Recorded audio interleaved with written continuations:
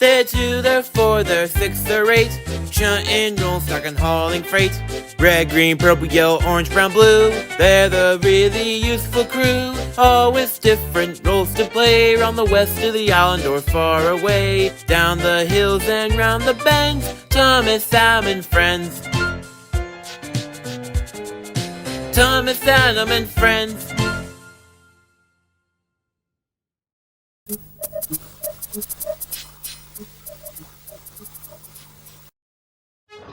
When you think of troublesome trucks, you're thinking these guys, plank wagons, right? Well, there are actually other kinds of rolling stock that have troublesome faces as well. However, today's episode will be focusing on box vans. On Sodor, we have vans from the Northeastern Railway, the Linton and Barnstaple Railway, the LBSC Railway, and even vans built by 3 of the big 4 companies such as the LMS Railway, the London and Northeastern Railway, and even the Great Western Railway. We also have OBB vans, salt wagons, livestock wagons, utility vans, ULP vans, and poultry wagons. Some of these vans range from not just the UK, but also a variety of other countries as well, like China. However, today we'll see the debut of a box van built in what is considered to be the freest country in the world. It all started one morning when a PRR Class K4 was puffing across the Vickerstown Bridge with a yellow box van tow, both originating from America. Folks! Great tanks of Swindon. What the... Hank, don't do that. You scared the new red paintwork out of... Wait a minute. Hank? Is that really you? It was Hank. He had just returned to Sodor after a major years-long overhaul in Pennsylvania. Well, hey, if it isn't the NWR itself. Welcome back to Sodor, Hank. What brings you here? Why, thank you, Henry. I've been decided to help with some of the extra goods work going to the mainland. Boy, it's nice seeing some familiar faces and making new ones. Oh, hey, I'm Adam, and I'm a diesel shunter around here. Thomas told me a bit about you. And I'm Samson, at your service. And I'm Charles, Duck's long-lost brother. Well, it's nice to see 2 brothers living and working together. Actually, I live on the Severn Valley Railway, not here, though I visit my brother on special occasions, and this time, I'm here to assist the Little Western and Harwick branch lines with preparing for the upcoming summer holidays. Well, good for you. Anyways, I'm actually not the only one from America who's came to Sodor. What do you mean? Well, while I was on overhaul, I brought someone back with me and needed some maintenance here. He's in the back of my tender. Hank rolled past the Vickerstown sheds, and there was a yellow standard 40-foot-long North American steel-bodied boxcar. Howdy, everyone. How's it going? Oh, hey, it's a large boxcar from the States. I haven't seen one in ages. I'm Rosie, and you are? Well, I don't actually have a real name, just an old running number, 666, though the folks in Philadelphia used to call me good old Boxy. Boxy? Why on earth would they call you that? I don't know, probably because I was one of the only live boxcars back in the day, while most of them were non-sentient. It was just a fun thing they called me back then, and I didn't mind, but I think while I'm here I want to find a real name later on. Boxy. A rather strange name for a box van. Maybe they should call you the Yellow Crippled Giant, considering how tall and damaged you are. Oi, shut up, you whippersnapper. If you discriminate me like that in the States, they'd whip your little coal bunker 100 times in 5 seconds. But in all seriousness, he's right. I am a little rusted up. When I became old and decrepit back when more modern boxcars were made, the Great Northern Company left me in the siding at that friggin' workshop where Hank was being fixed. Those boys ain't right for doing you that way, which is why I decided to bring him back with me to be used on Sodor. Anyways, me and him are gonna rest him after a long journey. And speaking of the opposite, your crew should be here soon to fire you all up for work, so catch up on as much sleep as you can. We will. I know it. Actually, I plan on resting with Duck by the sea on the Little Western before helping him there. I think I'm gonna do that now. Cheerio, lads! See ya, Charles. Come later in the morning, Vickerstown was running like clockwork. Thomas arrived with a local and was doing a guarantee connection with Henry. The passengers from the motor rail had a lot of luggage with them, but Clarabelle didn't have enough space in her compartment for it, making them very cross. As usual. Oh my god, what's the hold up? Just leave some of your precious luggage behind. It's not that hard. I didn't come all the way from Oxford University on a family emergency for this. I have to see my grandmother at Kildane ASAP. Oh dear. Looks like we need some kind of luggage van. I wish Elsie were here, but she's working on trying to reopen the soon-to-be century-old Anofa Quarry with Toby and Henrietta. A luggage van, you say? Perhaps I could help with that. Hank! Welcome back! Henry told me you'd be here. So good to see you again. Same, partner. Anyways, I heard you need an extra luggage van, so I figured I'd show you a little souvenir I brought all the way from my long overhaul in America. Thomas, meet Boxy. Oh, hello there, Mr. Boxy. The man in America called me good old Boxy. You must be Thomas the Tank Engine. You're quite the massive celebrity to those little ones in America. Thanks. It's nice to know so many people still look up to me after all these years. Even if it isn't always the way I want them to. You're quite massive yourself. Literally. Indeed, I've never seen a boxcar that size before. Who cares? As long as they'll get me to my destination, I'm perfectly happy with that. Now let's get a move on! So Adam gently shunted Boxy behind Clarabelle. The porter coupled them up. Though it felt kind of weird between the two of them having Clarabelle's chain being hooked up to the pin on what's known as a knuckle coupler. Just be careful with him, okay? Remember that he's from America, and the British loading gauge might not be very friendly to him. I remember when I first came here and had these problems back in 2008. Indeed. There's also Connor, Caitlin, Stanley from the Mid-Sodor Railway, and even Sam when he came to visit. Who's Sam? He's an American engine from Virginia who came here once to help me and Percy with building a new museum. Sammy. That name somewhat rings a bell. Oh, I remember now. Wait, you know Sam? But you said... No, I'm talking about Sammy Davidson. Yeah, the others at Vickerstown told us about that. Sounds like he was a real troublemaker. I remember some vandals breaking into me back in my day. But let me ask you, why'd you feel responsible for his fate? I don't know. He hijacked and crashed me at the same crossing he and the signalman's car got stuck on before Gordon crashed into him.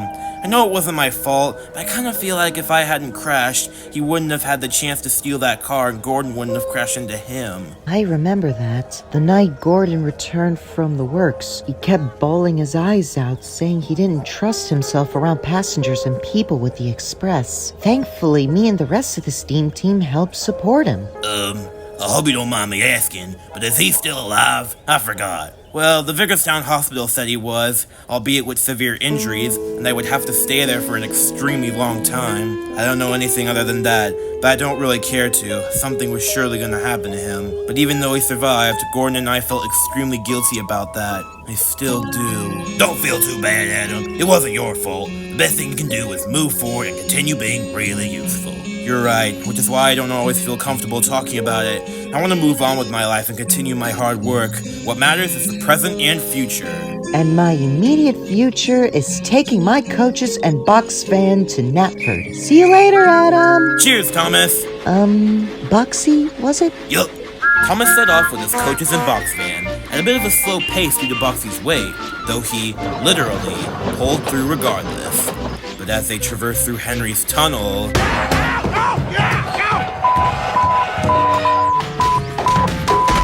Due to his large height, Boxy's roof scraped along the ceiling of Ballyhoo Tunnel. Cinders and ashes! Boxy, are you okay? Yeah, I'm fine. Just a little scraped up in the head. Man, I gained a lot more memory loss back there.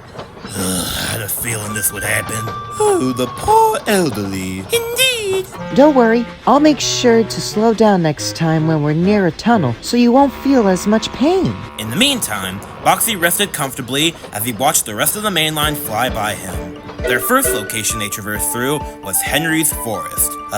Reminds me of the good old days when I'd ride along the North American woods back at... Oh, there ahead of them were Susie and Murdoch double-heading the forest maintenance train. Nice to see you again, Murdoch. It's been a while since I transferred from Knapford Yards to here. Hey, look, there's a replica of Jupiter with another big, strong locomotive. My, look at that American box van. How'd it get here? He's nice. As they continued along the east of the main line, Thomas made sure to slow down a bit whenever they were approaching bridges and through tunnels. You good? Yes, sir. Not as painful as last time. By that point, they were traversing along Crovan's Gate. Well, looky here. An old rail speeder. And she's got the same livery as me, too. So does that small crane. And just look at those little engines. Man, speaking of smaller loading gauges, feels like this whole island is a railway of tiny toys. No offense. None taken. You'd be surprised to see the size of the Arlesdale Railway between the Little Western and Harwick branch lines. Who knows? Maybe I'll take you there someday. After puffing a few miles down the stretch along Kirk Rowan and Kelsthorpe, they finally reached Kildane, the terminus station for the Kildane and Peel Godred branch lines. Thomas then did another guaranteed connection with Derek. Good tidings, Thomas. I say, you're about 2 minutes late getting here. How come? Sorry, I had a bit of trouble along the way with my luggage van. Whoa, that is one massive behemoth you've got there. Howdy, Green Diesel. I'm Boxy.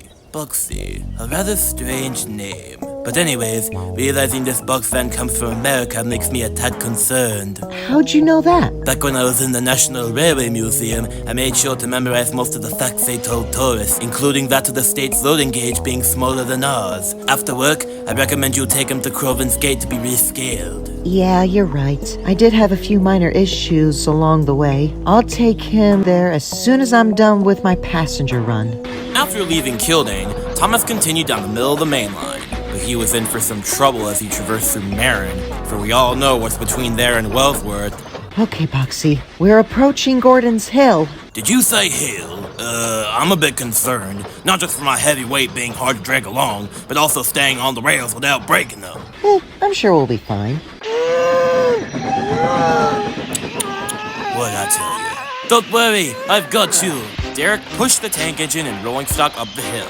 And you know what? Derek's engine did not break down, and neither did Boxy's exterior. Thanks, Derek. After that, Thomas continued down the final stretch to Knapford Station. It was a rather slow, tedious journey, but they eventually made it. Whoa, look at the size of that thing. Though not without scraping the platform. Keep going. You're good. You're good. You're good. And stop. Phew. You alright, Boxy? Ugh, I'll live. Thomas, what was that horrible noise? Sorry, sir. It's Boxy. He came with Hank back to Sodor on his return journey. So I've heard from Vickerstown. Hello there, I'm Sir Topham Hatt, controller of the Northwestern Railway. Pleasure to meet you, sir. Now then, Thomas, this time I'll let you off with a warning, but I advise you to be careful with Boxy. And you might also want to take him to the steamworks to have him revamped for British rails. Yes, sir. I'll do that after arresting the yard. Thomas dropped off Boxy in the siding and his coaches by the carriage shed, without taking Boxy to the steamworks.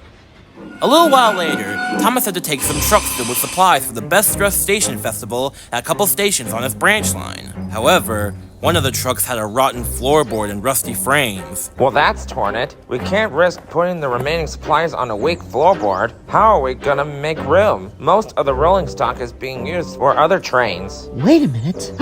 I have an idea. How about we use Boxy? He has more than enough room with his large size, being from America and all. Excellent idea, Thomas. Hey, what about me? You'll be taken to the steamworks on Neville's goods train to Crovan's Gate. And so it was arranged. You know, it makes me feel better knowing I'm way more good looking than that beach hut over there. Shut the fuck up! I am not having disrespect from any of y'all. Whatever you say, old timer. Whatever you say. You know, part of me wants to take that big yellow box van with me to the steamworks. Hi, Thomas. Oh, hello, Bertie. What are you doing? I'm taking some volunteers to help with the decorations for the festival at Maithwaite. Oh, what a coincidence. Maithwaite's actually my first stop with the supplies. Well, care for another race then? Oh, you're on. Thomas, I don't think that's a good idea with me on board. Don't worry, Boxy. I'll make sure you're comfortable. But it was easier said than done, and as they were approaching Elsbridge... Oh, god dang it! Thomas had to wait at a signal, while Billy and Molly were passing by with the coal train traversing down the Tidmouth-Crosby loop line. Ha ha ha! I'm gonna win this time! See you at Maithwaite, Blue Puffball! As soon as the signal turned green, Thomas sped down the line at a very dangerous speed, catching up to Birdie. The trucks were delighted at his pace and kept encouraging him. Thomas, slow down! However, Boxy wasn't enjoying it at all as he shook violently down the rails. What's going on? Why hasn't the conductor braked for us? There is no guard. He fell out when Thomas started off quickly and let us ride like a roller coaster. Oh dear God, no! Hey, Thomas, it's another day. Thomas was so focused on the race that he passed his stop. Oi, Thomas, stop! As they were traversing along Hackenbach, Thomas raced through the tunnel and Boxy's roof scraped along the ceiling so much that when he was out, his roof was on fire! Huh? Wow, your box van's on fire! Boxy! Well, I didn't expect that to happen, but I'll still take it. Rattling radiators. Thomas, are you alright? Oh, Thomas when he put out the fire and caught fire. Soon, Emily, the number 12 safety engine, and Rocky arrived at the scene and lifted Boxy onto a flatbed, whose roof was burnt to a crisp. My word, a sentient box van catching fire? That's something you don't see every day. He didn't even have to stop, drop, and roll. But this van should have been taken to the steamworks first thing. Otherwise, this accident may not have happened. Especially since poor conditions are the only cause of accidents. It's never by negligence, carelessness, or speeding. Oh God, not again. Just what were you thinking, Thomas? Speeding down the line, knocking your guard off your brake van, passing your stop, and setting both Boxy and Terrence's field on fire? This isn't the first time you've endangered large machines on your branch line. Do you want me to send you back to the waste dump like I did about a year ago? No, sir. And I'm sure lots of other engines told you to get them rescaled, am I correct? Yeah, I did get that a lot. Oh, Boxy, I'm so sorry for putting your life at risk. It's alright, Thomas. I know you didn't mean to. I'm just glad to be in one piece, even if it means the scrapyard's my next stop. No, don't say that. This is all my fault. I should have taken better care of... It's not you, Thomas. It's me. I'm made of rustic steel and rotten wood. I don't even remember how old I am at this point, but I do know that I've passed my expiration date a long time ago. But some engines on this island are over 100. In fact, Skarloey's turned 150 back in... Age is different for everyone, ma'am. I'm not the wagon I used to be. I can't run forever, you know. You're right, you can't run forever. But maybe if you give life a second chance and let us try to help and repair you, you might think a little bit differently. That's right. My family has a real knack of fixing any kind of railway machine. And if there's one thing I've learned in the past 8 decades on Sodor, is that no matter how bad life knocks you down, you've got to get back up. I use that skill to continue being the really useful engine I am today. And if you like, you can talk about your feelings to Victor, the narrow gauge engine that runs the steamworks. It isn't just a workshop. It's also a place to help engines and rolling stock emotionally. Well, I hope so. Just curious, when am I gonna be repaired? Can't say for sure, but what I can say is that there's always hope. And this hope was rewarded. Throughout the next several weeks, the American box van was refurbished, repainted, rescaled for British rails, and renamed as well, since broad wood is the definition in Sudrian English of the name Bradley. After finally being repaired, Percy picked him up from the steamworks to take him to his new home on the Farquhar branch line. Hello, Bradley. I'm Percy, Thomas's best friend. You're gonna love it on this branch line. Shame you missed the party at the Enofa Quarry, though. Party at the Quarry? What are you talking about? Didn't you watch the news story on the telly at the Steamworks? Oh yeah, I remember now. Though I forgot why they had that celebration in the first place. Could you remind me why that party happened to begin with? Well, I would, but I'm a bit tired from cleaning up the party, and it would take too much energy to explain it all. I'll tell you about it when we get to your new home, but for now, it'll have to wait. Or as Adam likes to quote, that's a story for another day. Viewers, the real reason why we're leaving it on a cliffhanger is because Mr. Ward plans on dividing this episode and the one of the party into somewhat of a two-parter. We don't know when the explanation's gonna be revealed, as Mr. Ward's focused on other episodes, but I promise it will be, okay? Good. Who are you talking to? Oh, no one.